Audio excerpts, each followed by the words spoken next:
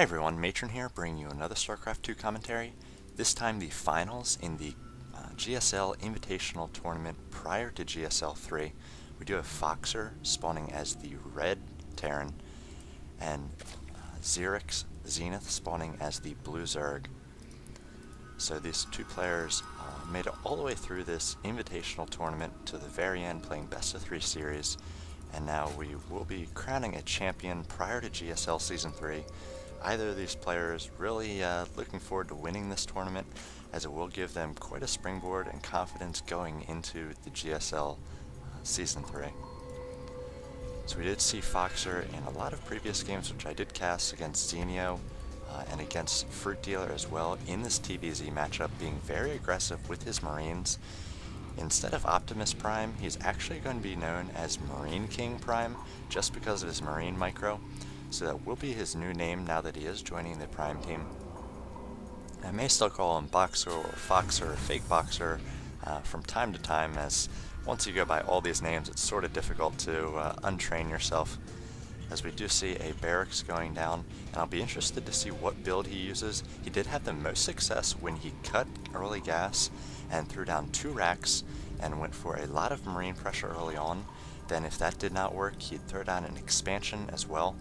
And then he would work both of the upgrades up from Tech Labs, Stim, and Combat Shields, and then attack a little bit later and use great Marine Micro and take down his Zerg opponent.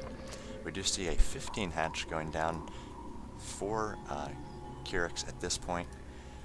So that 15 hatch, something he's going to want to try to protect. If he can get up and macro up against his Terran opponent, he could have success.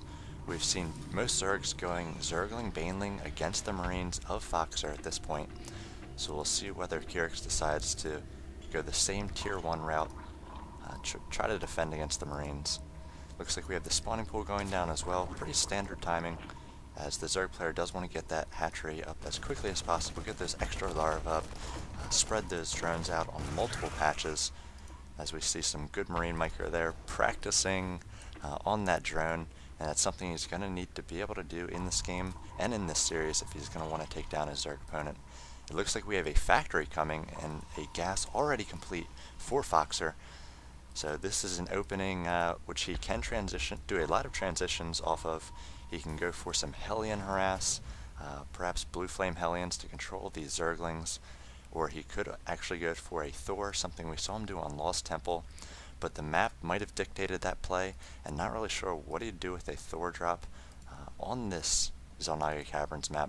We do see him scouting. He knows that his opponent did open up with that standard 15 hatch and 15 pull.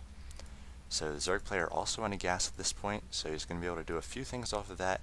He could get early lair tech, he could go for Banelings quickly as well, or even throw down a Roach Warren. So both players leaving themselves lots of options. It looks like we have a starport coming for Foxer now at this point. We also have constant Marines being created. He was cutting Marine production a little bit when he did go for higher tech in previous series that I've cast. So I'll be interested to see what build of his takes advantage of constant Marine production as well as higher tech. Looks like he is throwing down a command center as well. So maybe working a bit more of a macro game here, something we've not seen him do.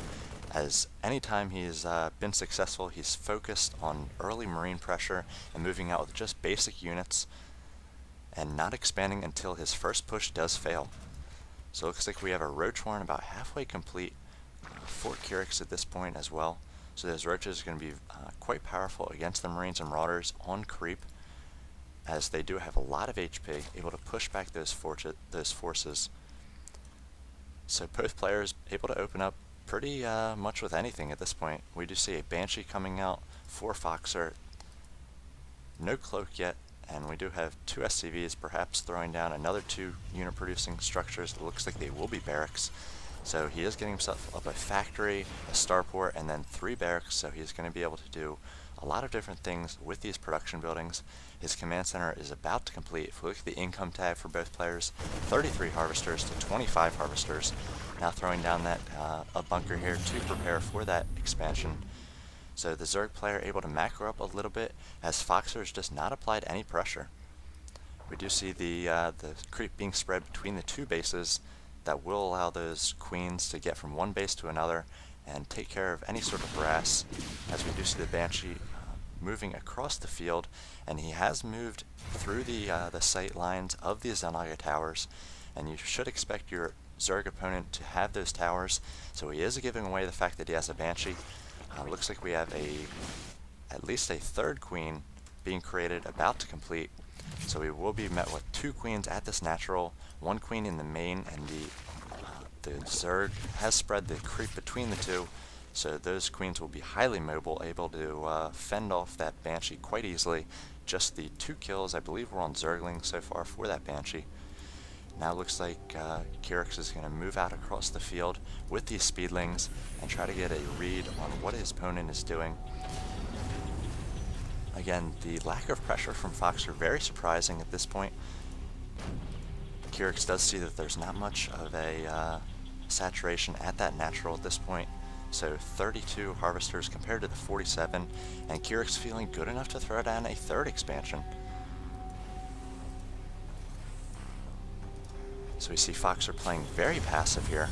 Looks like he is about to finish up Siege Tank and also getting out a few Siege Tanks, so maybe going for some more Boxer style play, which is the Marines and Siege Tanks.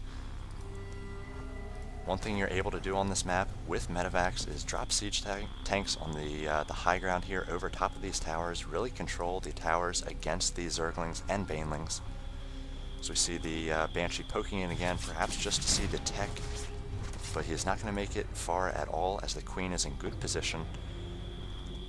So we see Boxer a little bit behind in the information game here. He only knows about the Roach Warren and the spawning pool, does not know about the 3rd hatch, which is about to pop, does not know about the Baneling nest even, and does not know what kind of army his opponent's on. If we look at the army tab, 1650 to 1250, and Roach is now out for Kyrix, working down these destructible rocks. So until he feels pressure, he may just do what most Zergs are comfortable doing, and that's macroing up.